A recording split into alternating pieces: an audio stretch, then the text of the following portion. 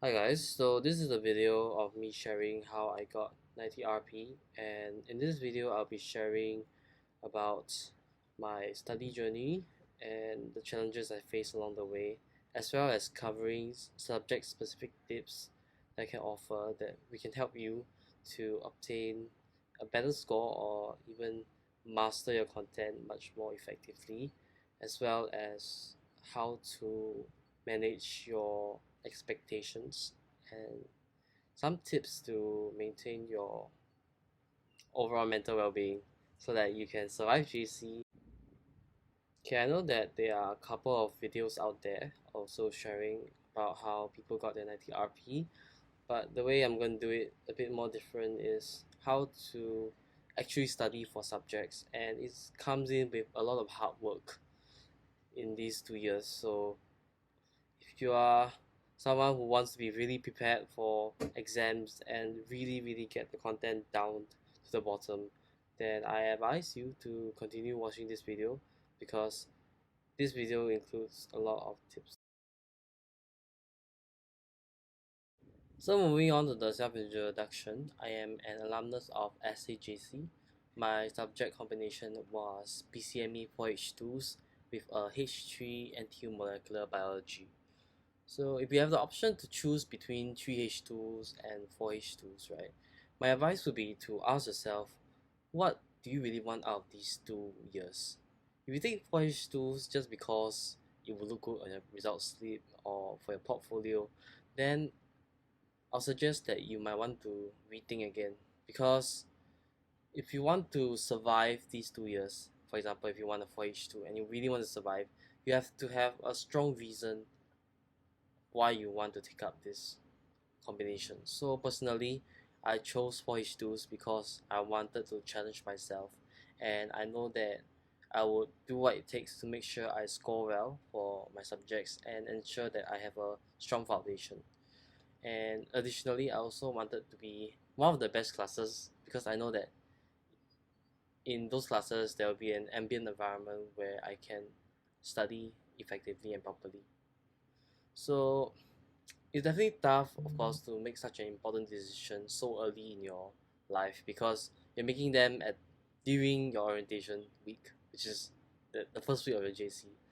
So it's definitely not easy to make such a life-changing decision because it will determine whether you will struggle or you will cruise well and even strive for the next 2 years. But if you want to play it safe, you can always choose 4H2s instead. Then if you find that 4H2 doesn't suit you, then you can always drop one subject down to get 3H2 again. So there's no right or wrong, but it all has to do with understanding your capabilities and even trusting your gut feeling, what it tells you, whether you should take up the challenge or you should just go along with 3H2. So the whole 2 years of JC of my life, my JC life were full of ups and downs, and I think it's pretty much the same for most students out there, because you will have times where you'll be enjoying, you'll be happy because of your success and achievements, but there will also be times where it gets super stressful, times where you might need some time to reflect or to break away from all the life and all the workload just to recalibrate yourself and pull yourself back together. So of course, juggling between your CCA and your academic commitments is definitely not easy, because you may have heard from your seniors that JC content are, twice of what you studied in secondary school for each subject, and it's really crazy. So even though it's not easy to juggle everything, it does not mean that it is an impossible thing to do, because we've given the right study techniques, the right mindset, the right discipline, the right tools, you can actually survive, and it's manageable at the end of the day, given that you put the hours in and you put the required effort. So I remember right after orientation ended, I started to prepare the note document and I was really going hard on the lectures. So I mean, if you're a senior right now in J2, you will start to notice that, oh, J1s at the start of the year are always mugging, they're always so focused in the studies, but then they start to become more relaxed as the time go by. So it is good to definitely get a good head start, but don't over push yourself because you don't want to burn out so easily. Take this as the same thing as running a marathon. You don't want to sprint at the start and then you feel panting, feel quite breathless for the rest of the journey. So it applies the same logic. So, but it was definitely shocking to me to see the jump between O and A levels because the things that you learn now are more in depth. For instance, my starting chapter in bio was biomolecules. So, for bio students, you relate the structures of alpha and beta glucose. The first time you see it is definitely shocking because you never seen it in O levels. Then now you have to memorize it. But that's definitely that could be one of the first phases that everybody experience. It's called the shock phase. Then after the shock phase, you may experience the struggling phase. So this is where you have after your honeymoon in term one, where you can party or you can relax because the workload is still manageable. But then now in term two, right, the workload and the pace start to increase. So if you don't have a solid plan laid out, and if you're not disciplined enough to follow lecture and tutorial schedules, then you will start to see yourself falling behind. This is especially true for schools that do online lectures because they require a lot of self-discipline for you to make sure that you use time outside of the curriculum, which is during your break time or even at home, to go and watch the lectures and then come prepared for tutorial. Whereas for schools with physical lectures, you learning the content on the spot, and then of course it may require lesser of the effort from you to ensure that you keep up the pace. So if you cannot follow the lecture and tutorial schedules, then you may start to see yourself falling behind. Then consequentially, this would snowball and put you away from the rest of the class if you choose to do nothing about it. But after experiencing this phase, you have known what kind of learning suits you, style of learning suits you, and then you will try to implement useful strategies to manage your workload, which is what I call the staying afloat phase. But if you are incredibly taken aback by the exponential increase in difficulty of the course, you may experience what I call a procrastination phase. So procrastination in JC comes in many shapes or form. So it could be you losing interest in the subject and maybe you being too busy and then you don't really want to, you know, study, or if you're feeling too tired, if you're feeling burnt out, be aware of what happened, the signs, telltale signs and symptoms of procrastination. So for me, right, after learning sequences and series in math, it's okay, still not too bad because um, it's not just a starting lah. But then I don't have a strong foundation in it. So after moving on from sequence and series to APGP, then completely shocked me. So I procrastinated math for a good few weeks while I spent the time watching lectures for other subjects like chem ahead of time. Then it got so bad that I failed the first class test for these two topics. I know that I cannot go on like this, and I cannot just stay behind on math lectures and then keep not catching up the class content because tutorials they're moving ahead and then you just fall behind, not don't do tutorials. It just cannot remain that way. So I did a lot of self-talking and asking for advice from my peers and my teachers. So it's really not easy to face my own problems and then solving it because it requires a lot of self-discipline and motivation. Or a good point that I want to bring over here is that your goals and aspirations and your passion are really important in helping you push through obstacles, just as it applies to many aspects of your life. Because if you really want something super badly, like for your own reasons or whatsoever, then you definitely want to push through in spite of the difficulties because you know that you want it. So over here for me, I wanted to get 90 RP so that I can study all many courses out there. In order to get 90 RP, of course, you need to have a very good set of grades and make sure that you have a strong foundational understanding in all your subjects. So I have to, of course, help myself to recover from this setback, spend more time in the subject, learning, relearning everything again, whatever it takes, just so that I can stand back up again and then continue with the lectures and all the tutorials. Then coming to my first GC test, which is the common test, I was overconfident that I would score well in chem, especially because I got high marks when I did the practices. But then because of my overconfidence, it caused me to neglect from some questions, some details, then I did badly for chem in the test. So it really affected me emotionally and eroded my confidence. But it also taught me an important lesson to not be overconfident, to be humble and always do the questions carefully and diligently. And so with the help of my chem tutor, I regained confidence in myself and reignited my passion for chemistry. Eventually, I did well for the examination.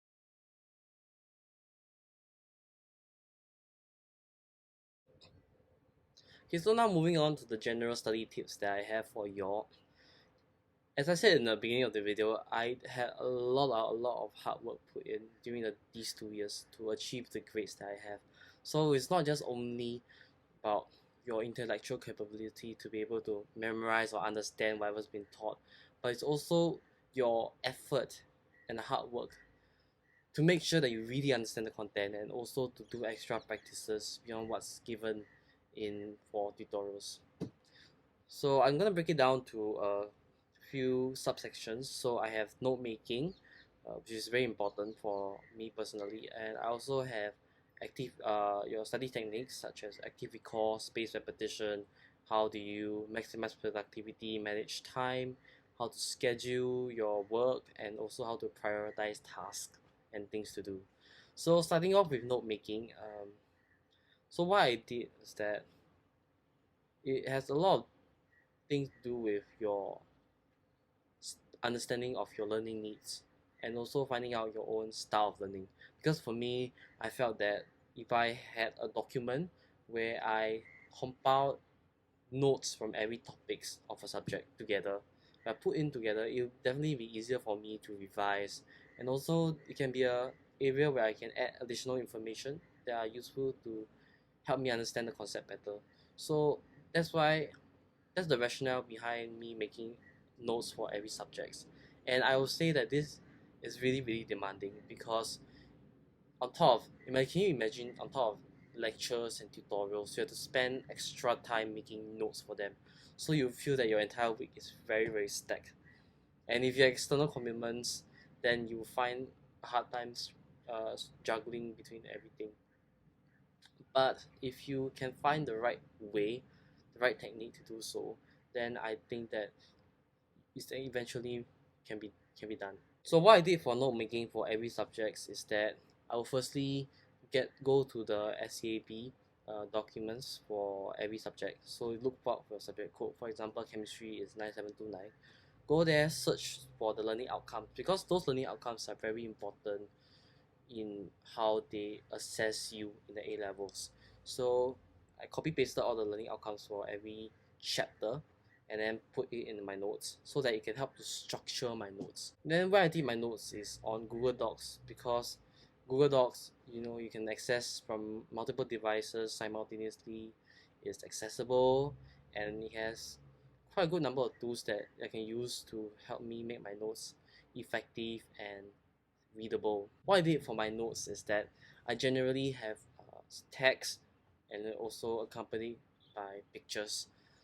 Then if you are the type of person who photographic memory, then it will be definitely good to have pictures accompanied by text so that you can visualize the picture and then you can memorize the body of text that's beside the picture.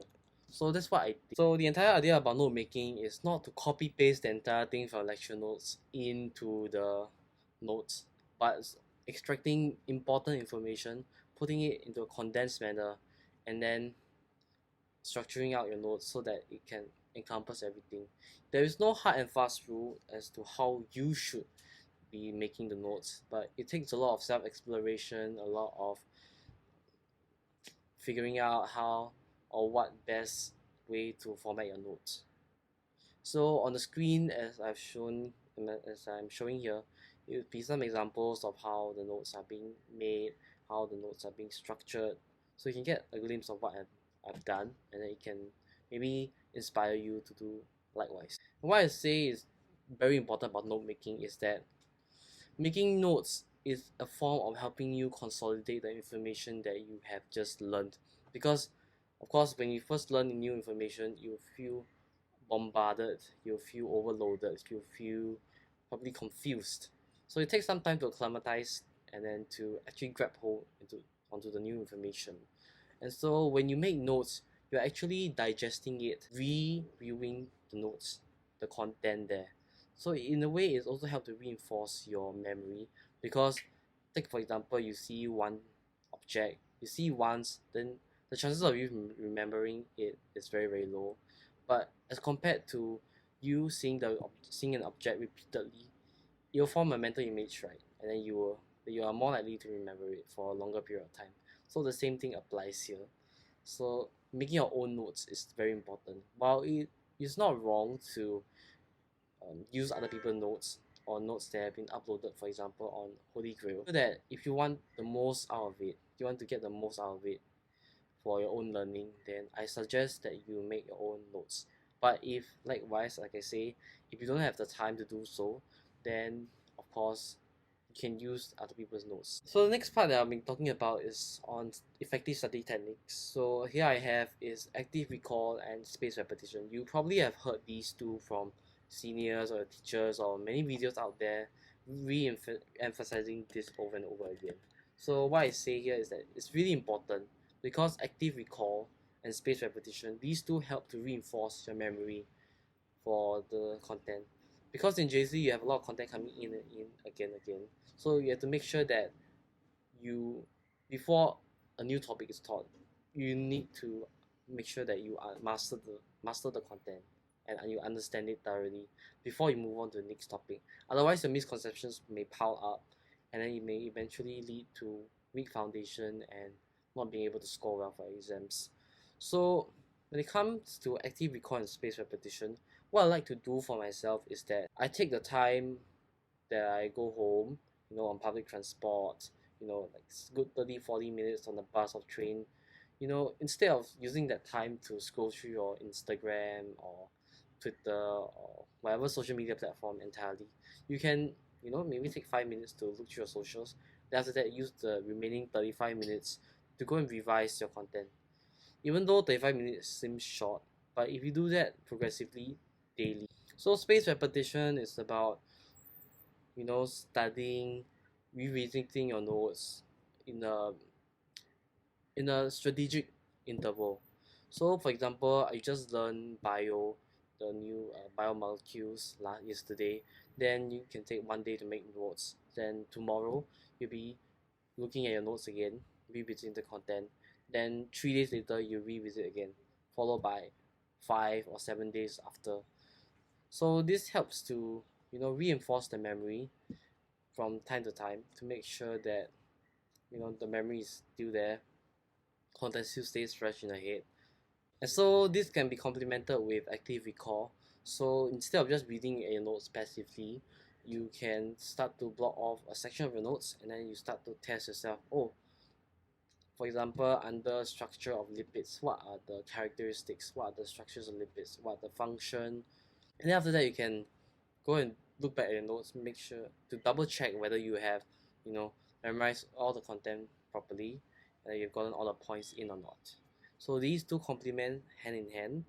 So on top of this, it's also important that you manage your time properly. So like I said, I use the time taking public transport home to go and revise my content. So this is also one way to manage your time properly, as maybe your teachers or your peers will advise you to do the same too. So because JC is a very very tight um, curriculum, it's a very tight course, so finding time to actually do what you need to get done is really important.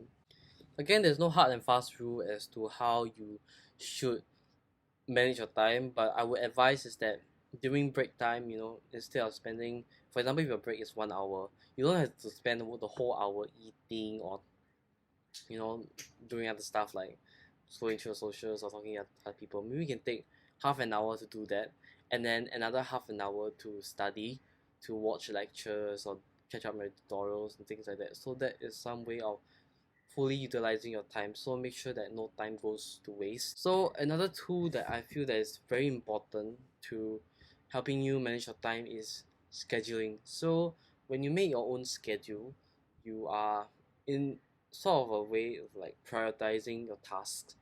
So we made a schedule. It's very systematic, and of course you probably have done that in some point of your life. And so when everything is systematic, you know that there is something you have to follow and things that you need to get done so that you don't lose track of the task. Because the moment you lose track of tasks and you're not sure what needs to be get done, then you start to waste time and then start to fall behind. The way you schedule things is that you have to implement priority. So you have to know how to prioritize your tasks. So for example, you know that there's a tutorial that needs to be done by tomorrow because there's a lesson tomorrow, as compared to a tutorial that's needs to be done 2 or 3 days later. Then of course you do the one that needs to be done tomorrow. And so a typical schedule would be watching lectures starting from Sunday night all the way to about Tuesday, Wednesday. Then along the way I'll be making my own notes for the topic or the chapter that I just went to, and then also followed by doing the tutorials. Now, one really good tip to avoid burnout over here is that when you are scheduling your tasks, make sure that they are varied. So, for instance, you don't want to be doing, um, chemistry for the entire day. You can do chemistry lectures followed by bio lectures. So, in a way, having variety can help to, you know, change your mind from subject to subject so that it doesn't seem too daunting or too taxing learning all only about one subject in a day. And this applies the same way as when you want to prepare for A levels, which I will cover in the later part of the video. Okay, in addition to whatever I mentioned just now, I think a really crucial tool that you should use when studying is that to have a document whereby you compile all your mistakes that you made throughout your tutorials, your practice papers, and even exam papers. You should always constantly keep check and update the list of misconceptions and errors. This is so that you can understand where you went wrong, and then you can understand what is the corrected method or the corrected information to be given. So keeping a list of all your misconceptions and then making sure that you review it before every examination is crucial to ensure that you avoid making the same mistakes again, so that you can, answer questions correctly. So like I'm showing over here, it's really important that you do that. So the next part on this video will be providing subject-specific advice and tips on how to ace each subject. So the sequence will be as follows: GP followed by your sciences, math, econs, then PW. So on to the first subject, GP. Love it or hate it, everyone has to take GP from now on. So your H2, K, and I cannot replace GP. So it's gonna be a fun ride. So essentially GP, there are two papers. So paper one is essays. So you have about 12 questions all out in the paper. Then you have 1 hour 30 minutes to plan and then write your essays. And then you have paper two, which is your comprehension. So your comprehension now have 3 passages. So it's always first and second passage talks about a specific topic, and then you have authors with two opposing views. Then third passage is more of like a neutral ground, but something that concludes whatever the author talks about or additional info. So in your paper two, you have your short answer questions as well as your application questions, and also application question draws relevance to Singapore example. So for example, a topic could be on kindness in society. Then maybe the two authors are from different backgrounds, one from America, one from England, for example. Then you have to figure out the points, the arguments that they talk about in these two passages, link them to Singapore context. So you over here it's very critical that you understand whatever is going in the Singapore context. So it's imperative that you read up news about the local scene, whatever happening. So it's not just reading only about other countries when you're studying for GP. So that's for the application question. Then for your short answer question, it will just be mainly asking about the text, whatever the author says, you have to explain what they mean in your own words. There's a lot of different types of questions that I won't list over here. So the main thing to take note is that in JC, your GP, especially your comprehension, everything or most of it has been your own words. And for questions that have the phrasing, use your own words as far as possible. That is mandatory. You have to use your own words. You have to paraphrase. So it's extremely helpful that you learn synonyms. So that's your SAQ. Then you have your AQ, and you have one more questions, which is up on the third passage. So it links both authors with opposing views, and they ask you some sort of questions on that. I'm not really sure on that because my batch is the last batch who took the old syllabus, so this is a completely new syllabus. So do clarify with your tutors. As to how to study properly for GP, here are some tips and advice that I would provide. So number one is extremely important that you are reading news. There's only so much that your school lectures can help in terms of providing content, but they can only do it in a way that kickstarts you on certain topics or how you can approach things. And a lot of time is that you are doing your own research, looking for news articles and that fits the certain topics. So it's very important that firstly you must know what topics are out there. So for example, you have globalization, you have immigration, you have science and tech, environment, all these different topics out there. You have to find out what are the topics or areas of discussion that you're really interested in, because at the end of the day, when you write the essay, it's all about your own opinions, right? It's all personalized opinions. They don't want to hear other people's opinions, like well-established writers. You copy paste their points, put it down into your paper. It's not that. It's all about hearing your personal voice. So you're writing something that you're really passionate in, so it has to be a topic that's part of your interest. So it's very important that you read widely at the beginning stage, and then you slowly find what topics you're really interested in.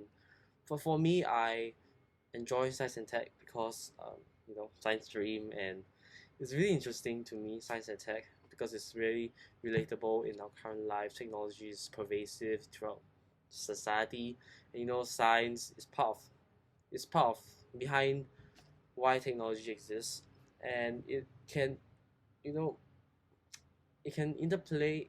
It's really entangled into many other factors in society, a lot of other dimensions, a lot of other disciplines. And then globalization, I like globalizations because you have all these social issues like immigration, science and tech, environment. It all comes together under globalization to see whatever you see in the big view. For example, conflicts, for example, advancements between country, inequality. It groups it all nicely. So these are some of the topics I'm interested in, and you have to find it for yourself which topics you are really, really interested in. So that's the first thing. And second thing is that you have to diversify your reading sources by looking at Al Jazeera, for example, New York Times, Time Magazine, The Economist. These are really good reading sources that you can explore if you have the time and even the financial means to do so. So it's quite worth it to actually subscribe if you have the interest to read. Of course, when you subscribe, you must read it, right? If you're already so packed on time, then it's not really worth it to go and subscribe to other um, reading sources if you don't have the time to even read it. So I think, but um, at the minimum level, your school would have subscribed you to Straits Times. So I feel that Straits Times is, even though it may not be the most offers the most broadest or most diverse point of views, I think it's sufficient to keep you updated on what's the latest news. And if you really want an in-depth understanding of the observations or whatever is happening around the world, do look at the opinion section in Straits Times. I highly recommend that, even though the texts are long, but these are really, really important in helping you to form a holistic understanding of the multiple factors that are at play when that leads to certain observations, and it also raises some intellectually stimulating questions in the articles that really gets you thinking and really keeps you engaged. So to me, it's really interesting. So you can check that out. Otherwise, you can always look at CNA articles, because the articles are long and also it's quite well explained in detail. Other than that, if you have time during eating, when you're having meals, do watch the news, especially CNA, because they have quite hourly coverage, which keeps you really in the know and on the go in terms of the latest news and latest happenings. So that is how you can get your content down.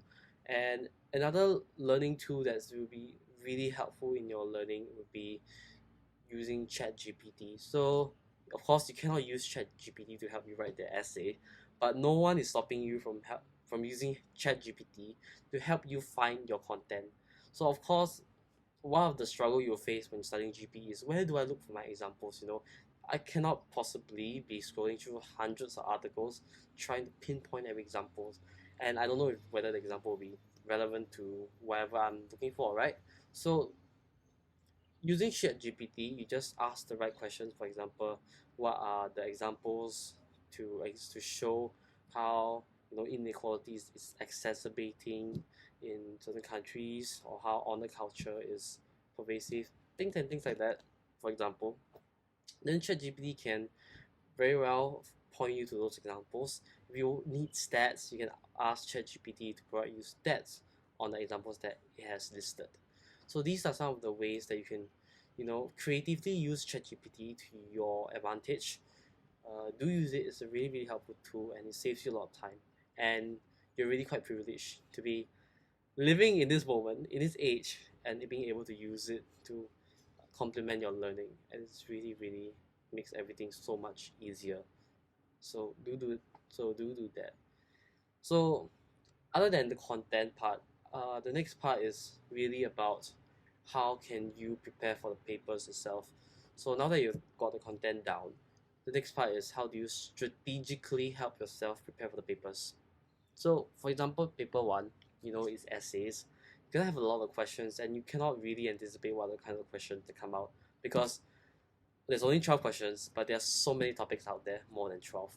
So only a handful gets picked out, right? So it's really important that as you are reading your content, you should have multiple topics that you're interested in, and then put it in your bag, right? You don't only want to bang in one or two topics. That what are the chances that you may not even come out for the exam?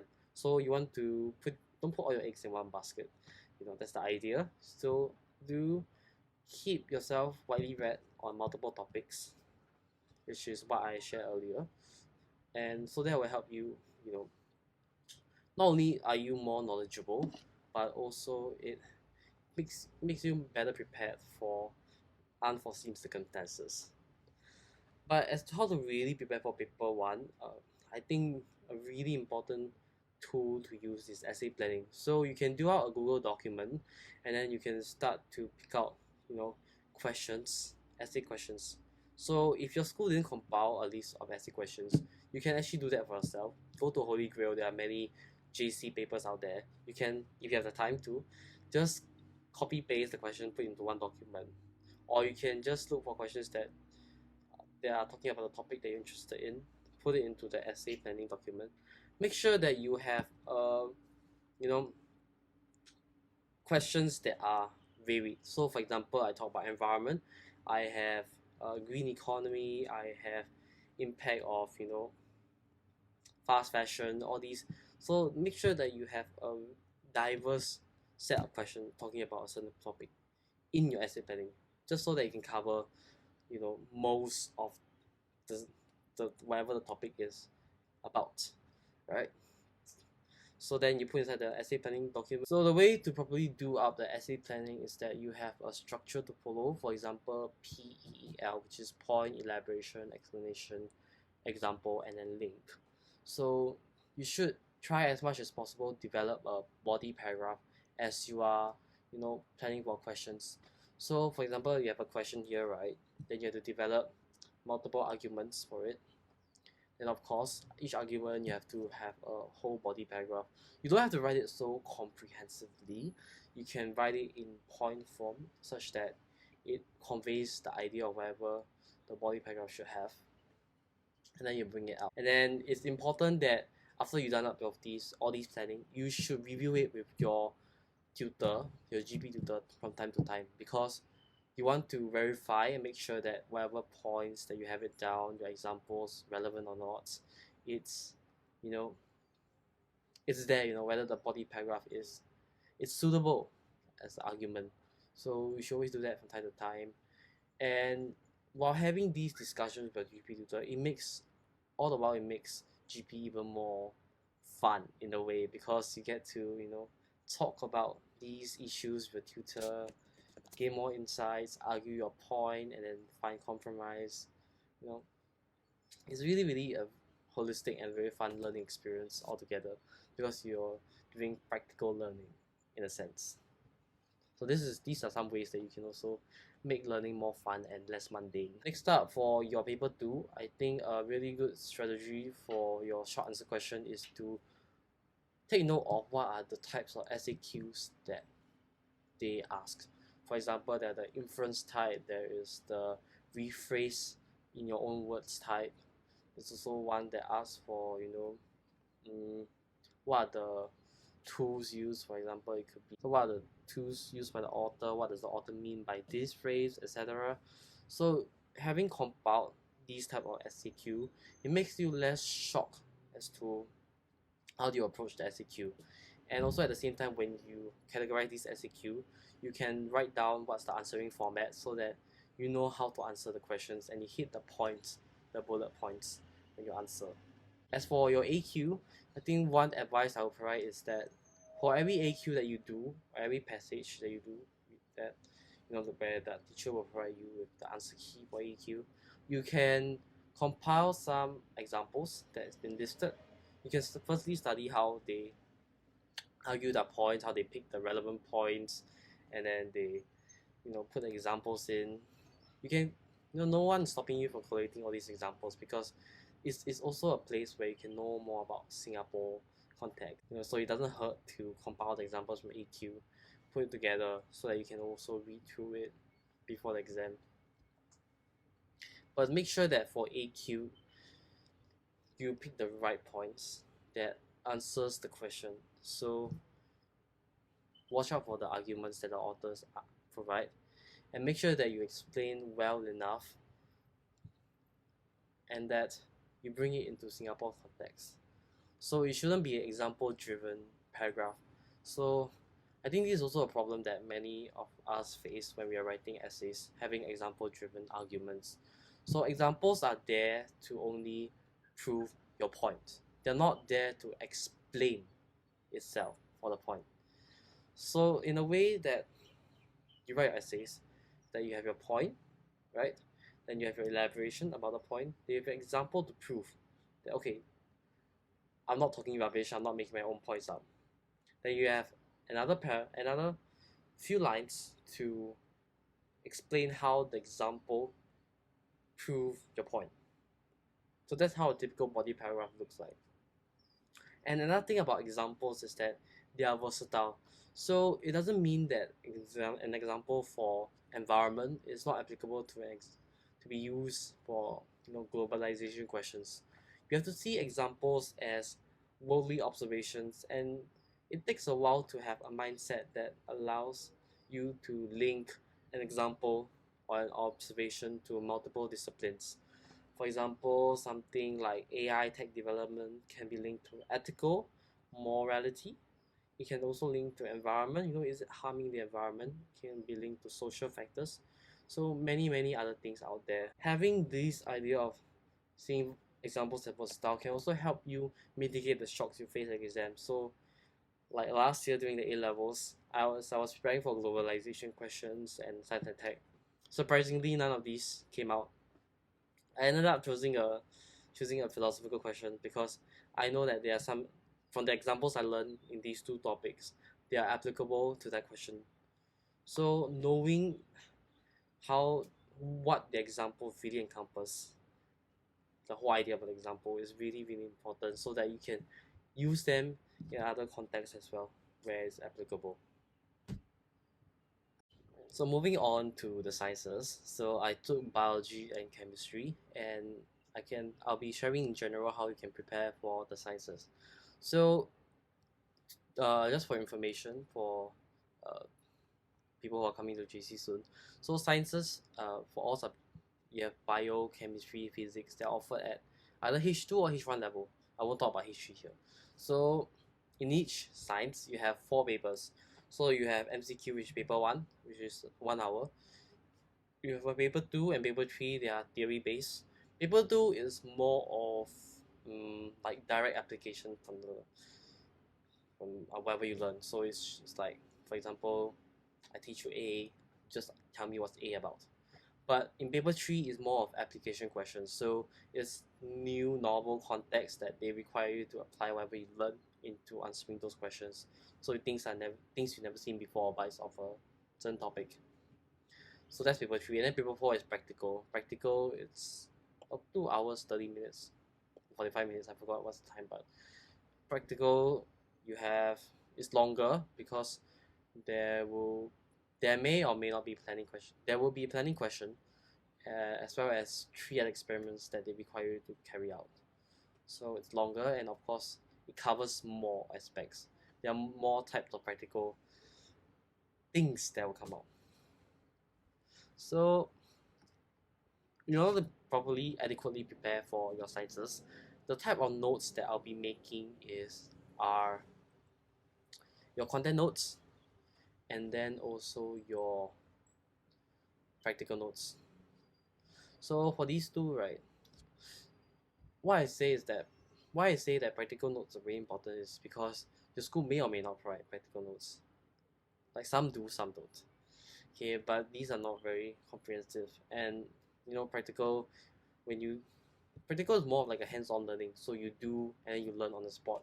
It cannot be taught only from the books. So for example, practical notes is also a place where you can jot down your learning points and things that like I'll note to myself. So next time I'll be talking about economics. So it's the only contrasting subject that I take. So I won't be able to talk about the other humanities out there, like like history, geography. But for econs, which is what many of us take in common or on, is that to properly study for it, there are some ways, like the documents that you can make to prepare yourself for it. I'll be talking about H2 econs because I took H2 econs. Okay, so basically the difference between H1 and H2 econs is by one paper, if the syllabus hasn't changed. Okay, as of last year, it's my batch just took the new syllabus, so it's the difference is by one paper. So essentially, what the difference is that for H2 econs, you have paper 1, which is case study, and paper 2 is essays. So case study is like you've done social studies in secondary school. It's basically a body of text about real world context, and they'll ask you questions from your content, from your understanding, to apply, to explain what happens, this and that. So there'll be those short answer questions followed by 2 essay questions, short essay questions for each case study that is talking about that topic that we covered in the case study. So that's your case study questions. Then you have your paper 2, which is essays. So essays, they cover the different topics that have been covered in your content, and each essay question, there are 2 parts to it. So there's the 10 mark part A, and then there's also part B, which is 15 marks. So altogether, 50 marks per question.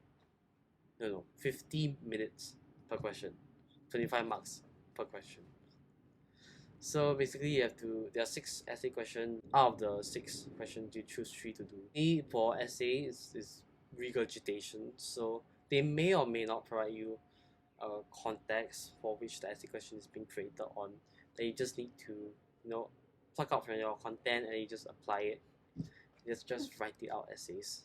So essays, the structure of it would be having, you know, body thesis 1 and then thesis 2 mainly is like an argument yes for this and an argument no for this, and then you have your evaluation.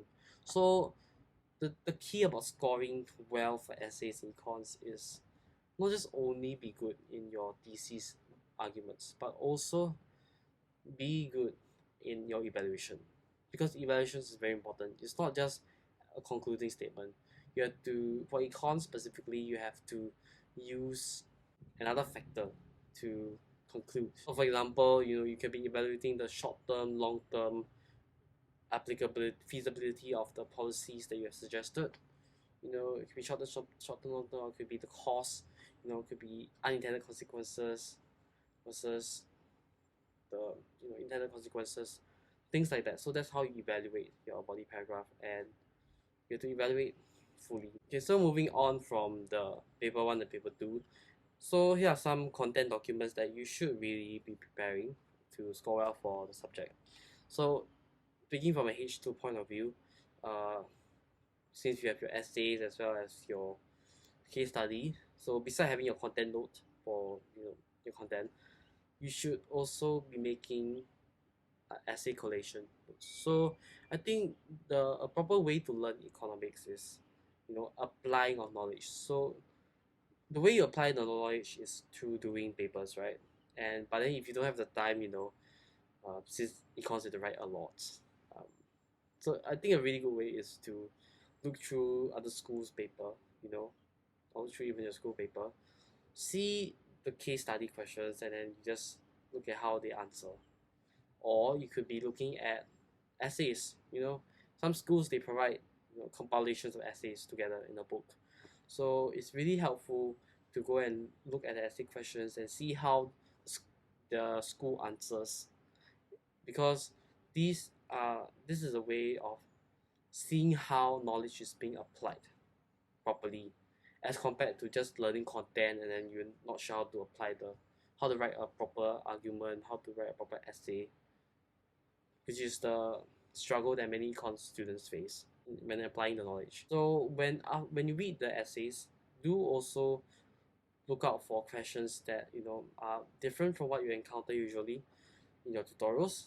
Then you can put them inside a document and compile all the different types of essay questions out there, and then it will help you better prepare for the exam. Then on top of that, for both H1 and H2, you should be doing your own economic summary, because honestly, to me, the content note, it's not summarized enough, because there are so many things that are very important that I feel. That's why I included it. But for example, talking about the factors affecting PD, XCD, PS, YD, for example, you can just have a table thing, or different parts of PD, different parts of PS, stuff like that. So it helps to make your revision so much easier, because now that you have a summary, right, and then you don't have to look through the whole 200, 300, 400 pages of notes just before exam. Then you just look through the summary, know what the factors are, and then you can just apply it during exam. So that really helps. And also collating the type of essay question that were asked. So you can just, besides just having the full body of text as I've putting up here. So the summary, what I essentially done is that I shrink it down to what are the main points that are supposed to be in the essay questions. So up to you whether how you want to do it. There's no right or wrong, but for me, I feel that it complements each other. So I can have the short version before I go into exam, and I can have the long version to help me understand how do you write out proper arguments, because if there's no point writing out short forms if you aren't unable to develop your points properly. I think one more tip that I'll provide for econs is the case studies. You should be aware of some of the key issues that they talk about. So for example, semiconductors, could be your EVs. EVs are really popular topic to talk about in econs. So these are really main key issues that you should look out for, because they may test this over and over again. Just different questions asked and all these. So especially when you do your tutorial, do take note of these issues that are ongoing. and they can even form part of your examples if you wish to include them in your essay. So the thing about examples in essays is that it's not a must, but it adds quality to your answers. So of course, when you see from an examiner point of view, the difference between L2 and L3 level of response is that if you use your example, you can make your point more convincing. So this is the part about arguing in econs. So moving on to the last subject, PW. So of course now is PW is the pass or fail thing. So people may not be so try hard as we used to be when it's part of our RP. But here are some tips I can provide for oral presentation if you still wish to do well. Um, I think a really important part about OP is like your personal segment. So over here there will be, besides your group presentation with the slides and the project, you'll be asked individually, questions related to your group project. So there is actually a list of questions that are out there than what the OP examiners may ask. So it's a good thing to copy paste these questions, put into your notes, then brainstorm together as a group how would you approach the questions, and then before you go into the exam, keep rehearsing, keep asking yourself these questions, in the list, and then go and respond to those questions. Make sure it's just verbalized out so that you can double check whether you've listed out all the points that you have brainstormed. So this is a very smart way to prepare for Q&A. Otherwise, for your individual reflection, your I&R, I think what really helped me is surprisingly is TikTok, because TikTok, right, even though it's a lot of entertainment stuff, sometimes you may chance upon videos that are really informative. So for instance, I came up upon a video talking about sand marketing. So I was talking about my group project had an exhibition related task. So exhibition, in order to make it more effective, you can use scent in the exhibition. It relaxes people, the mood, make them more happier, then they're more you know more convinced to stay, and then they really want to explore the exhibition. And there's a lot of other things behind that. So this is one way that you can beef up your whatever you have to offer for PW. But other than that, to break it down, PW is into 3 components. So one is the written report, which is the bulk of where your score comes in. So you have, not the bulk, no, it's where you spend most of the time at. So there'll be 2 questions. You have to choose one question for your PW as the main topic. Then you write, as your group decide which discipline do you all want to choose. For example, my year was integration, and my group chose integration of technology in healthcare. So then we did our own thing on that. We had 2 projects, like 2 segments, 2 projects, and stuff like that. So your PW tutor will go through with you in that more on the format.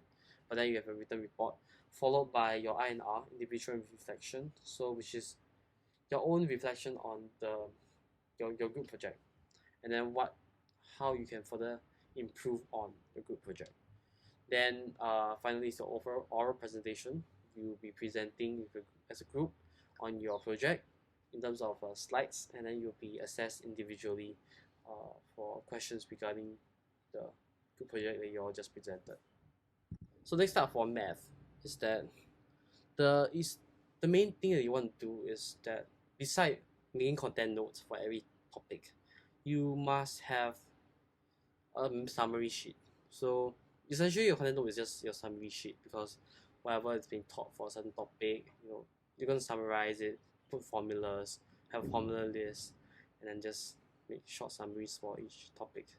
So that'll be one document. And I think what would be good as well is that you add on a list of challenging questions, because in H2 math you're going to encounter some tough questions that you don't know how to start off or how to answer. So being aware of these kind of like higher order questions out there, by compiling them, it helps you be more prepared for these kind of things if they were to come out in the exam.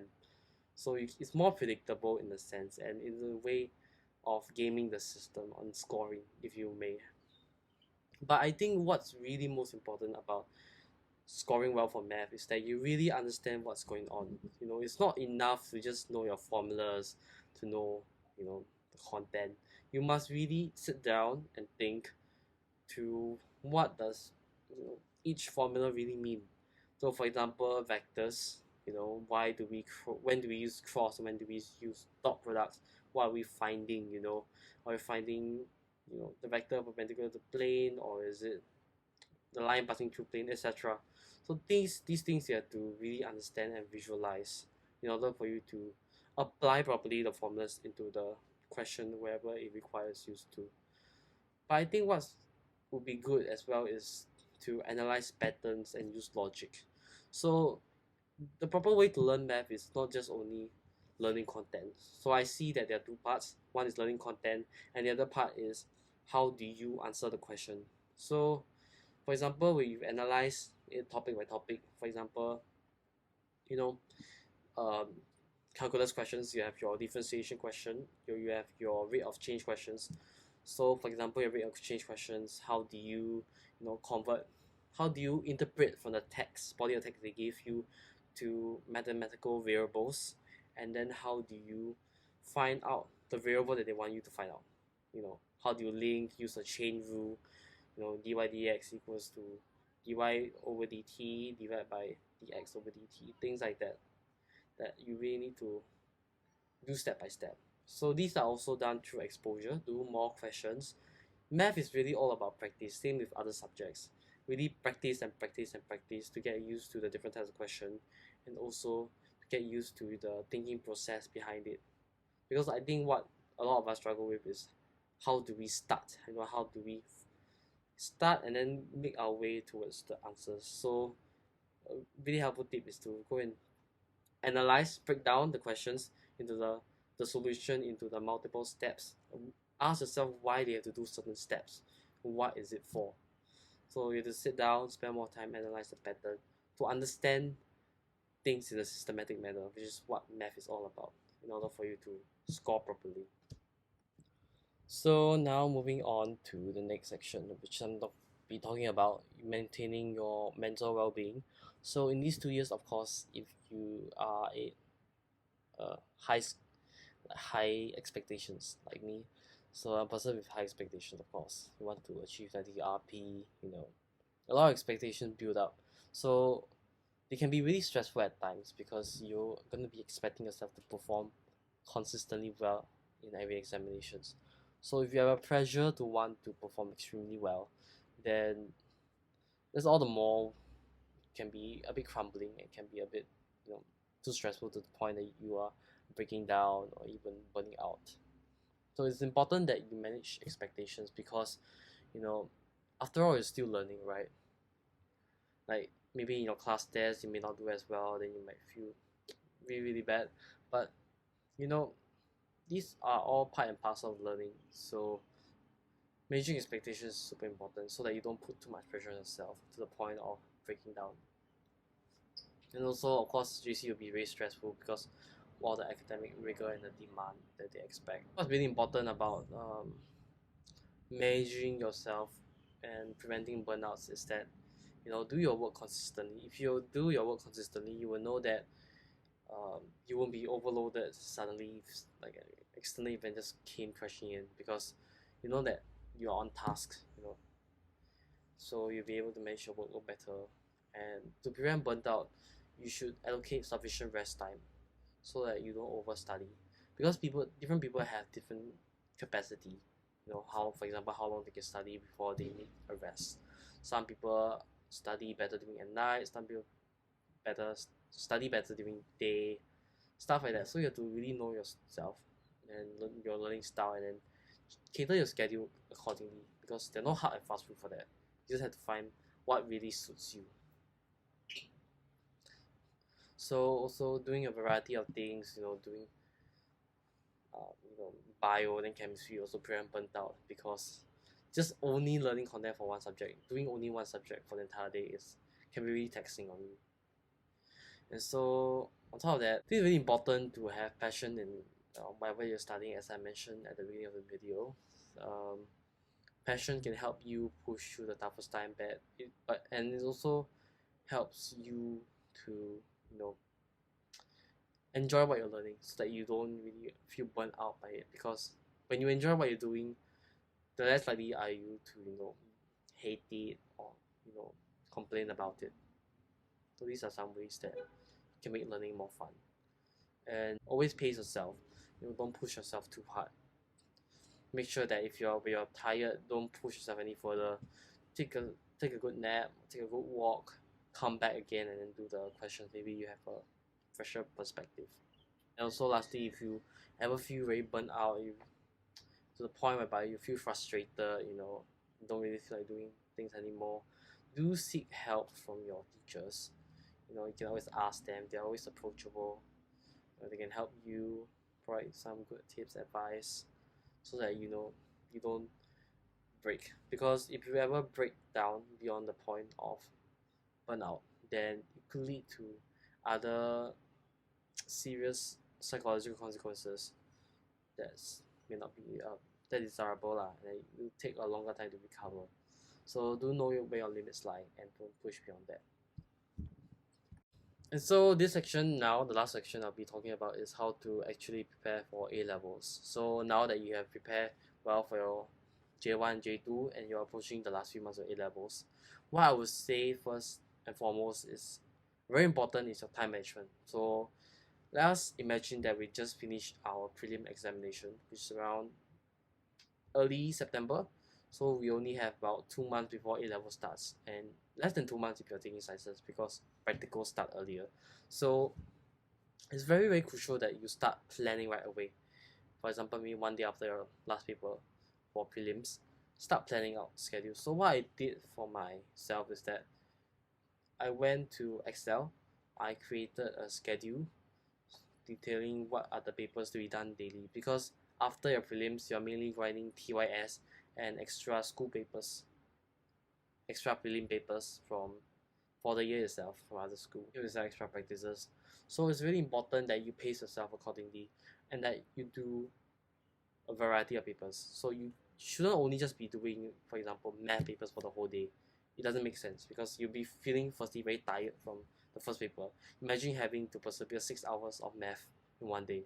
Your brain will be very tired. And so it's more manageable that, for example, you do math paper 1 in the morning, then after that in the afternoon you do chem paper 2. At least switching to different tasks can help to offload the burden on your brain, because math and chem are related, slightly related in terms of calculation, but they're different disciplines. So switching between different tasks helps your brain to not feel so fatigued so easily. So it's really important to know what subjects you want to pair up. So for me, I took PCME, as I mentioned. So I did chem and math together on the same day, followed by the next day I'll be doing bio and econs, because those are content heavier and they're more writing related. Or you can also play around with maybe math, then bio, and then econs, then chem. So things like that, just suit according to your personality. But it's very important that you do different subjects in a day so that you don't burn out. And make sure that you do at least one paper for each subject per day. So you have math and chem on one day, math paper 1, chem paper 2, then the next day is bio econs. Then after that will be math and chem again, math paper 2, chem paper 3. So doing this will help to make sure you progress through the papers. And I think a really, really good place to source for extra school practices would be in Holy Grail. So Holy Grail is a site whereby students and even teachers upload their school papers into there for free, so you can access there for free. Make sure that you can find the question paper and as well as the answer paper. You don't want to do the question paper but you can't find answers, that kind of thing. So it's pretty much how do you prepare for A levels. And most importantly, if your school have extra practices after your graduation, do go for that. Look for consults for your teachers. These are really critical moments before your actual examination that you need to clarify all your doubts and all your questions, queries, get them clear out. So make sure you stick the schedule. don't overload also, make it feasible. So by starting early, planning earlier, then you can make sure that you can complete everything in time, and also ensuring that each day's worth of work is not um, oh, too much. And so with that, we have come to the end of this video. There'll be an additional section of me mentioning about my history journey for those who are interested in taking history. Otherwise, I thank you for watching this video, and I hope that it has been informative. Listening to me talking a lot about these for about half an hour. I thank you for your time, and I think may have missed out a few points in this video. So if you have any queries, just feel free to message below, in the comment below. But otherwise, these are the main points that I want to cover. So as to how to study for each subject more strategically, specifically, I can't address it in this video. But if you want to know more about each subject, for example, chemistry, how do you study properly for it, then you can, of course, comment down below and I'll answer to it. But otherwise, these are the things that I've done for these 2 years. It takes a lot of understanding your own learning needs to be able to come up with all these documents that what you think will help you best. Because initially, I was quite lost, didn't know what things I should be doing besides content notes. So slowly along the way, I found what are the things I need to prep in order for me to score better in terms of being able to predict what kind of questions will come out, and then yeah, stuff like that. So it's a lot of self uh, self awareness, and then also putting in the effort to do it, time and effort. So at the end of the day, I really want to say is that what really drives you forward would push you through the toughest of times, and even bring you through to the end of the tunnel. Because GC is really tough if you don't have the right set of mind, the right mindset and right state of mind, and the necessary hard work and time and dedication they want to put in to score. So this is really a lot of hard work, but I believe that with the dedication and commitment, you can definitely achieve it. Okay, so this is an extra segment on history. So I took history into molecular biology. So as a start, right, for those who just completed J1, if you're interested in taking a history subject, make sure that you take it because you are passionate about it, and not take it because it looks good on your portfolio, right? Because history itself is quite demanding, in terms of the difficulty jump, right? It's a huge jump from a H2 subject, and it requires extra time invested to study for history, and so not everyone are able to cope with that. So of course, school will have a requirement that you need to meet in order to take a history, which is to for my school is to do extremely well for promos, almost all A's, or at least all A's, and most a B for a subject. So you have to perform well, and then subsequently you need to have the passion for the subject. So there are different schemes offered, so there are history subjects that are taught by the universities themselves, and there are history subjects that are taught by the school themselves. So those are the MOE scheme. So the MOE scheme runs throughout the whole year, so you'll be studying for the entire year, but for the university you'll be taught for only half a year. So of course it's more cramped, but at least you'll be suffering only for half a year as compared to MOE. It's more spaced out, but you have to study the entire year. Your prelims, your A levels, you have additional papers to do. So it's up to you. But for me, because I want to take up history bio, but my school doesn't offer MOE, so I have to go to NTU. And by the way, I just only learned that they stopped offering history bio in NTU this year onwards. So my bad for the last batch. So I'm really appreciative of the time that I went there, because it was really a lot of commitment. Travel up and down, to and fro from my school to there and then back to my house. 1 hour 30-minute trips each, 3 hours total commuting time. Although it was tiring, but I did it together with my friends. It was really fulfilling. Stayed late nights, just to do our homework, do notes, catching up on tutorials, history. It's really fun with the lab sessions as well. So I'll definitely miss those days, even though the content was really hard, and there was little guidance, little to no guidance offered by the professors, because they would just read off the slides, and then you yourself had to understand it. It takes more time to understand it, because these are not things that are taught as comprehensively as they do in schools. Schools, you have your lecture notes, but they just offer slides, and those slides don't have a lot of explanation to it as well, and you don't really have a lot of consultation sessions with those professors, and multiple professors are teaching it. So yeah, all the more it makes things a bit more difficult, because you don't have one professor you can just stick with throughout the whole course. Yeah, so it's challenging, but I I really believe in my own study methods, so I continue making notes. Even though it took up so much of my time, I continue making notes, reviewing the notes, read the past year paper practices. Some questions are really easy to score, because depending on the professors, they said repeating questions, you can just sort of know that, memorize the answer, and copy paste it. But I think what really is the defining factor is the research papers that are being that we have to read up. So what I did for research papers, as I show over here, is that I read through the research paper, then after that I summarize them.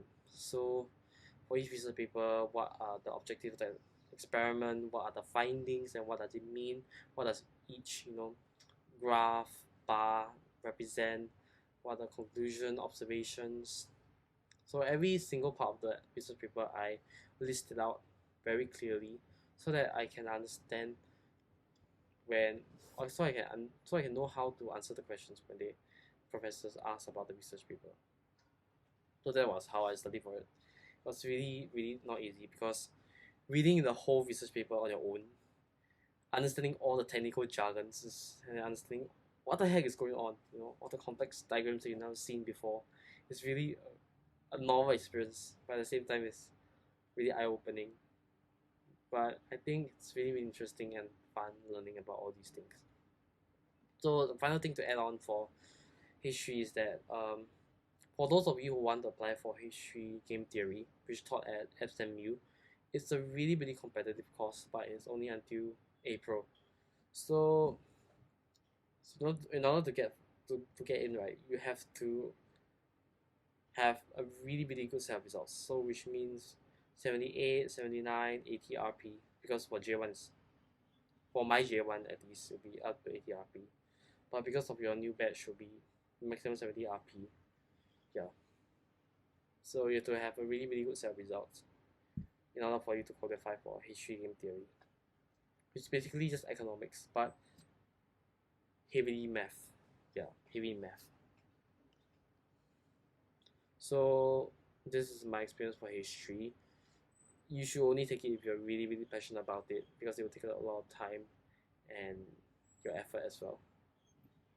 But if you want to challenge yourself, stretch yourself, because you are really passionate about the subject, then all the while, go ahead. You get the time, you get the dedication, because it's actually doable. So with that, I will be ending this video, and I wish you all the best in your academic journey in JC, and always do look out for opportunities to stretch yourself. Do extracurriculars like internships, projects, where you have the time and the energy to do so.